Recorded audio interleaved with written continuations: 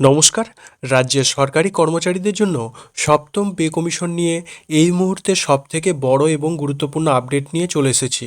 আপনারা ইতিমধ্যেই জানেন যে রাজ্য সরকারি কর্মচারীদের জন্য সপ্তম পে কমিশনের কমিটি কিন্তু গঠন করা হয়েছে। কিন্তু এখন সবথেকে বড় প্রশ্ন হলো এই নতুন পে কমিশনের ফলে রাজ্য সরকারি কর্মচারীদের বেতন ঠিক কতটা বাড়তে পারে, আর তার থেকেও বড় বিষয় এবারের ফিটমেন্ট ফ্যাক্টর কত হতে চলেছে। কারণ এই ফিটমেন্ট ফ্যাক্টরের উপর ভিত্তি করেই নির্ধারিত হবে আপনাদের বেতন কতটা বাড়ছে। এর পেছনের দিকে তাকালে দেখা যাবে বর্তমানে চলমান ষষ্ঠ পে কমিশন সরকারি কর্মচারীদের ফিটমেন্ট ফ্যাক্টর দেওয়া হয়েছিল 2.57, আর তার আগের অর্থাৎ পঞ্চম পে কমিশনের ক্ষেত্রে এই ফিটমেন্ট ফ্যাক্টর ছিল 1.86।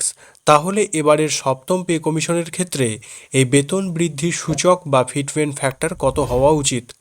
বর্তমানে সরকারি কর্মচারী মহল আশা করছেন যে এটি 1.90 থেকে 2.20 এর কাছাকাছি থাকার একটা সম্ভাবনা রয়েছে। কিন্তু বর্তমান বাজারে যেভাবে নিত্য প্রয়োজনীয় জিনিসের দাম প্রতিনিয়ত বাড়ছে, তাতে যদি ফিটমেন্ট ফ্যাক্টর 1.90 থেকে 2.20 এর মধ্যে রাখা হয়, তবে কর্মচারীরা কিন্তু একটা খুব ভালো পরিমাণে লাভবান হবেন না।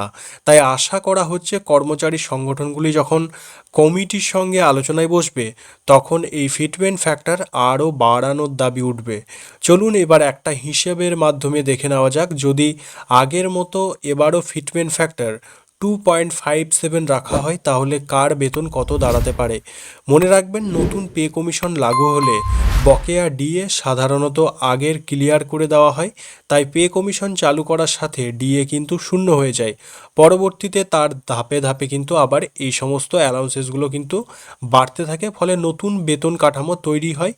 Basic pay plus 12% HRA plus medical ও অন্যান্য ভাতা মিলিয়ে কিন্তু এটি হয় এই বেতন কাঠামো। ধরুন কোনো কর্মচারীর বর্তমান বেসিক পে রয়েছে 17,000 টাকা।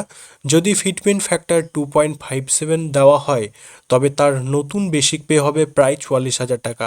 এর সাথে 12% এইচআরএ অর্থাৎ হাউস রেন্টাল অ্যালাউন্সেস এবং মেডিকেল ভাতা যুক্ত হলে ন্যূনতম গ্রস স্যালারি আপনার দাঁড়াবে প্রায় 50,000 টাকার কাছাকাছি। একজন নতুন জয়েনিং প্রাথমিক শিক্ষকের বেসিক পে থাকে 28,900 টাকা। প্রায় 2.57 ফিটমেন্ট ফ্যাক্টর দিয়ে গুণ করলে নতুন বেসিক পে দাঁড়াবে 74,273 টাকা।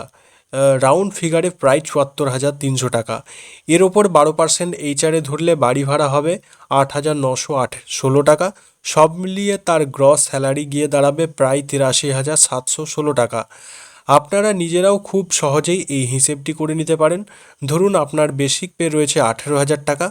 প্রথমে 18,000কে 2.57 দিয়ে গুণ করুন, তারপর যেটি আসবে যে 46,260 টাকা।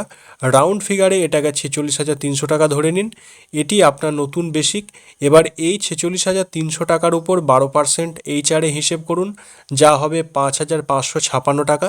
বেসিক এবং এইচআরএ মিলিয়ে হচ্ছে 51,856 টাকা। এর সাথে আপনার মেডিকেল ভাতা বা রেশন ভাতা যদি থাকে, যোগ করলেই পেয়ে যাবেন আপনার মোট গ্রস স্যালারি।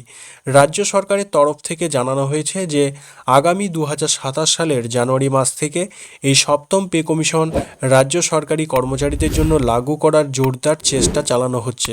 তবে তার আগে একটি বড় আপডেট রয়েছে। রাজ্য সরকার এই পে কমিশন নিয়ে অত্যন্ত তৎপর এবং ইতিমধ্যেই কমিটি গঠন করে দেওয়া হয়েছে।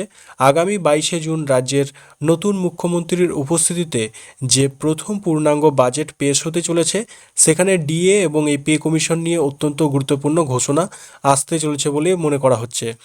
22শে জুন রাজ্য বাজেটে পরিষ্কার হতে পারে এই পে কমিশনের আসল রোডম্যাপ।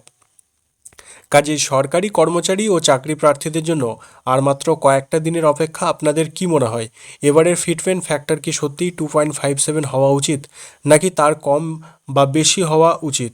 আপনাদের মূল্যবান মতামত অবশ্যই নিচে কমেন্ট বক্সে কমেন্ট করে জানান। ভিডিওটি ভালো লাগলে লাইক করুন, বন্ধুদের সাথে শেয়ার করুন এবং এই ধরনের সমস্ত সরকারি চাকরি ও বেতনের আপডেট সবার আগে পেতে আমাদের চ্যানেলটিকে সাবস্ক্রাইব করে পাশে থাকা বেল আইকনটি প্রেস করে রাখুন।